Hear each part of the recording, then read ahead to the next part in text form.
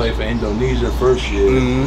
Second year, what's your next stop? Your second year? I can't remember exactly. It could have been either Argentina or Slovakia. It was one or the other. But I seen you played for something called, I don't know how to pronounce it. Satria Muda. Yeah, that was Indonesia. That's Indonesia. Yeah. Pertamina? Yeah, that was Indonesia. That's Indonesia. Yeah. I played with them. That was the All-Star game in the dunk contest. Yeah. So, and you said the other, and what else you played? You said you played Slovakia. I was on, I don't remember the team name, Nova Vest. I think that was my second year, if I'm not mistaken, because I went there my mid-season. So it was a whole different experience from what I had. It was literally like the dark side of playing pro. In the middle of the season? Yes. And that's when I witnessed no training camp? None? That's when I witnessed the dark side of playing pro, when it was like a mystery life. Where it wasn't all just fun and games, good weather. I'm talking about everything, not just losing games and playing basketball. That's another thing. Yeah. Hold on. So Indonesia, what's the weather like? It's hot. You see how the sun beaming on it? It was like this every day. Like 70, 80? 90, 80. 90? If it's 70s and 80s, it's raining. So it's probably humid outside. Okay. But for the most part, it was hot. Everything was hot. Like you could just, literally, I ain't had no winter clothes. I had a jacket, but I never touched it since, you know what I mean, since I left. Wait, what about communication though? Majority of people speak English. They speak English? Yeah, they speak Bahasa as their language. But that's their language. But everybody, I ain't really have no issues with speaking to. I barely did anywhere I went, honestly. Yeah. So Slovakia, what's Argentina. Like? Oh, Slovakia was like a slow grind, like one of those like you just gotta thug it through. From the weather down to the team and the organization situation. So like I said, I got there mid-season. They was like 3-17 with hopes to make the playoffs. So you call a kid from New York, yo, put it in. Give me the Bron statue. I'm gonna come, you know what I mean? I'm gonna do what I could do, but it's never that easy, you know? So my first game, I'm playing against the #1 team.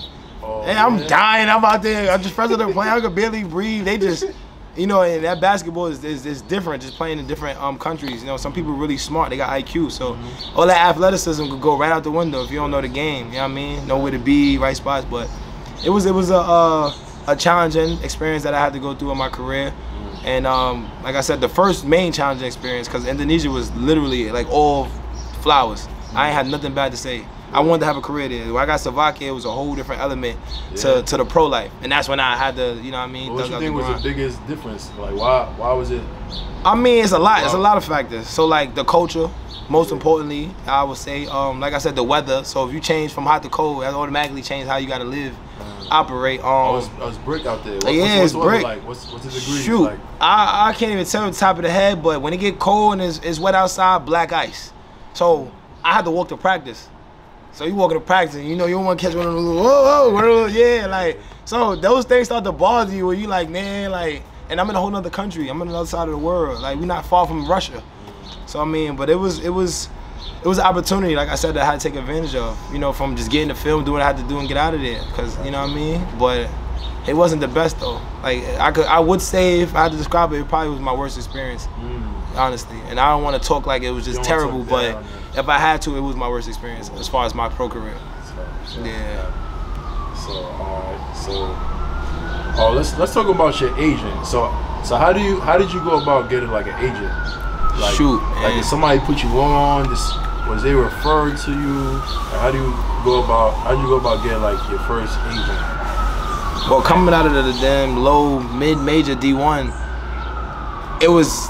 I mean, don't get me wrong, if you're talented, they're gonna find you, but I didn't really have no top quality agent, stuff like that. I spoke to an agent that was based in Cyprus, and we was locked in for like a few months, like probably like five, 6 months, until he came to a realization that he couldn't get me a job.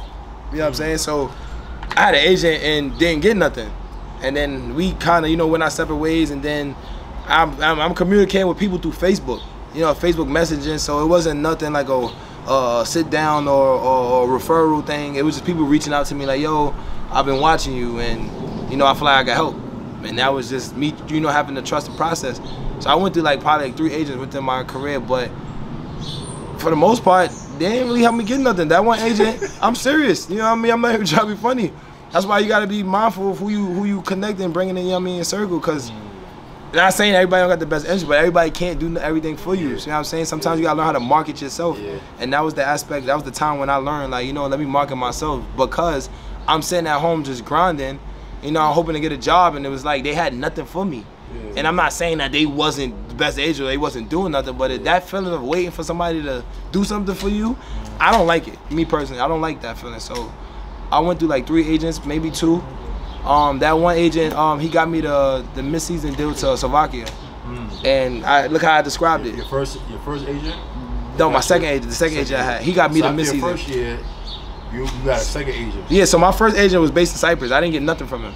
Damn. So when I got Indonesia, that was through somebody that I knew growing up and the networking. Once again, he had somebody else, a friend that was in Cali that had an agent that was connected to that specific draft. Yeah. And that was the reason why my name was entered to that draft.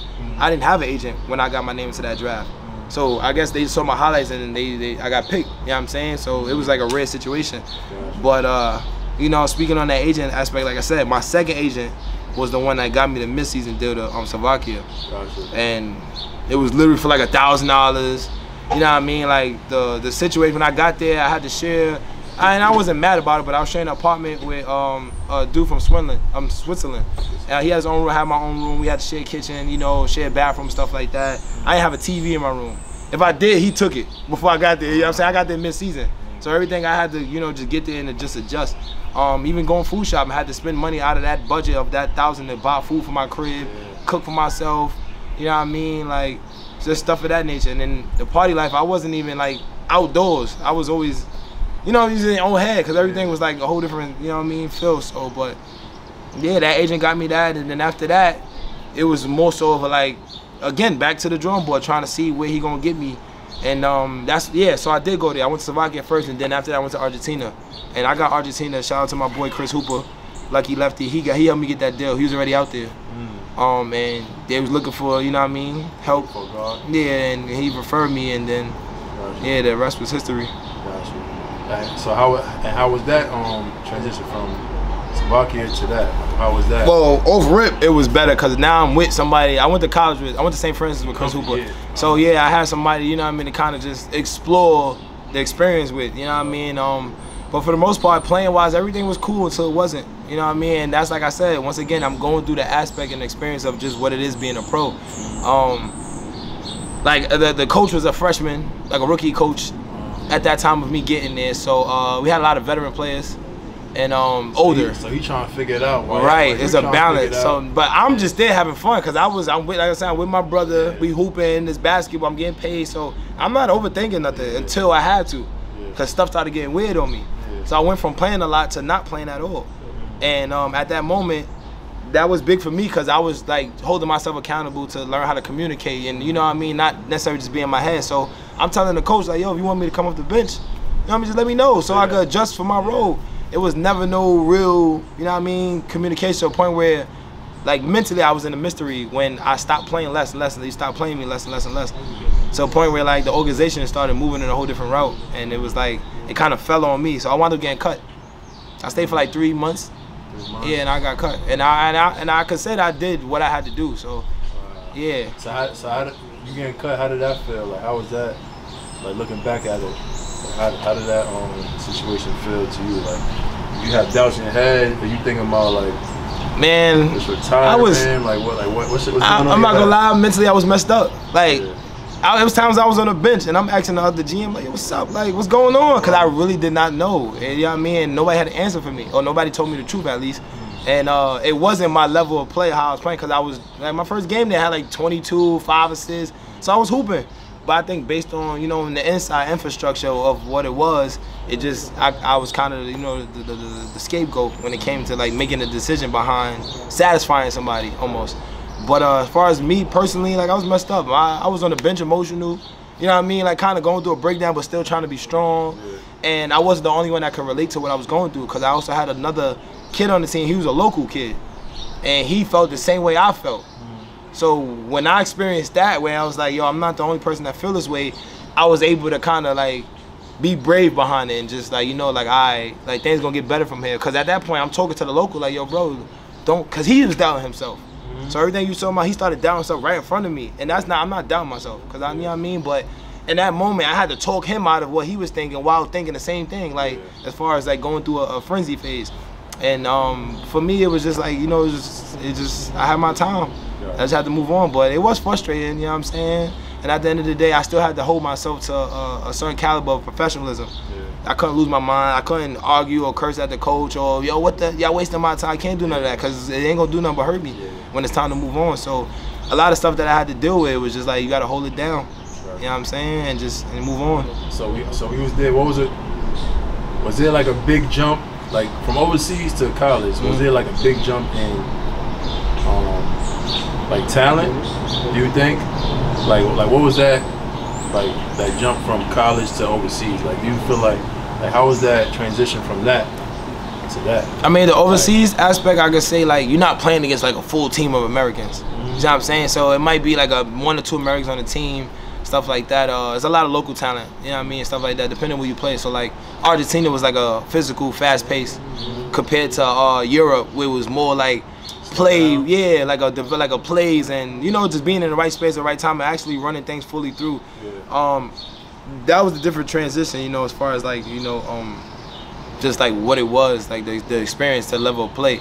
D1 was more so just knowing what you like, you get assigned something and you got to do that to your best abilities. So it was almost like an easier format than just going to play pro and not knowing who you about to play against. You know what I'm saying? Like, it might be somebody in my predicament that came in mid-season, he looking for opportunity, he get 40. You know what I'm saying? You don't know him from a hole in the wall. So it's like you gotta, you know. They come from all parts of the world. Anyway, no idea. From a local person down to, like I said, American. It could be from Nebraska all the way to Atlanta to anywhere. You know what I'm saying? You could play against the person that you looked up to when you was in high school. You wound up playing against him overseas somewhere in his years in his career. So I done played against Omar Calhoun on the what I was on, like a little showcase trip. So we went to Finland for like a little, just to play against the competition. I guess it was before their season started. And I'm just playing in games, and I'm just with a random group of guys. I don't know nobody. The guy put a team together. Kayla, once again, shout out to her. She plugged me in with that. I just went up there and I was hooping. And like I said, it connected with me because I saw Calhoun on the MSG varsity the whole time when I was in high school. So now I'm playing against him. I'm like, yo, this is crazy. Like, wait, who he's playing with? I can't even tell you. I was in Finland though. I was in Finland. Yeah, I wasn't even on a team. It was a showcase team. They just putting some guys together, a travel group. And I guess that was their preseason, if you describe it. So he was ready on the team and stuff like that. But we was in Finland, and we just, you know what I mean, we played against them. Omar out of UConn, right? Yeah, he was in UConn. Oh, yeah, right. If I'm not mistaken, I think he went to St. Ray's, right? Omar. He was in some. No, Christ the King, right? Christ the King. Right, exactly. Yeah. Did he win a chip? Where? At UConn? Did he win a chip? I don't know. He played all 4. Yeah, I don't know if he won a chip. I can't even speak on that. But no, that was a little while ago. Yeah, that's what I'm saying. But and at that time, like I speak on, like I wasn't politically known in high school, so I see him on TV and stuff, and I'm like, yo, that's fine, like that's dope, and that's what I'm saying. Now I got to play against him in Finland. So how he was looking? He was, you know what I mean, professional. That's like I say. There's nothing. I wasn't surprised about nothing, and it wasn't. Like I said, it was a preseason game, so I didn't think nobody really took it crazy. But I did what I had to do. That's all I can say. Like, yeah.